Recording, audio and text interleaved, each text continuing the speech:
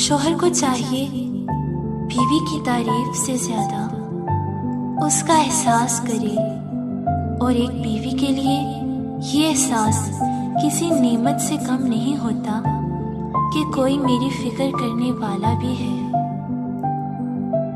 अक्सर मर्द इस बात का शिकवा करते हैं कि बीवी आगे से जुबान चलाती है, लेकिन बाज़ औक़ात शौहर खुद ही बीवी को इस बदतमीजी पर मजबूर कर देता है। जब वो उसके वालिदैन या घर वालों को गाली देता है।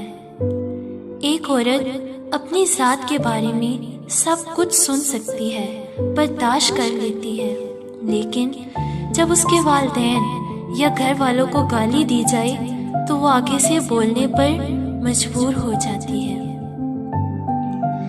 किसी को गाली देना हमारे मज़हब में हराम है।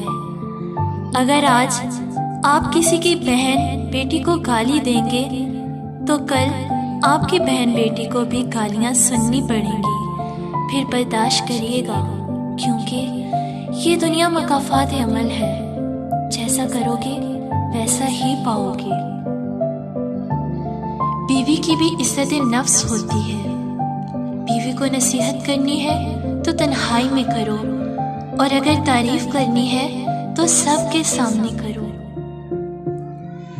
बेहतरीन की ख्वाहिश तो सभी करते हैं, मगर बेहतरीन पाने के लिए बेहतरीन बनना भी पड़ता है, क्योंकि पाकीज़ा तो पाकीज़ा को ही मिलता है ना।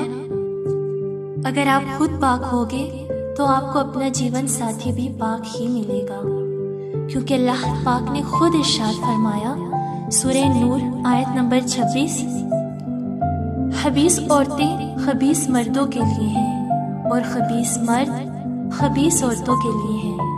पाकीज़ा औरतें पाकीज़ा मर्दों के लिए हैं और पाकीज़ा मर्द पाकीज़ा औरतों के लिए हैं। पाकीज़ा औरत ही मर्द का गुरूर होती है। वो सर उठाकर चल सकता है। उसकी जिंदगी का सुकून और इत्मीनान सिर्फ और सिर्फ नेक और बाहया औरत के दम से ही मुमकिन होता है।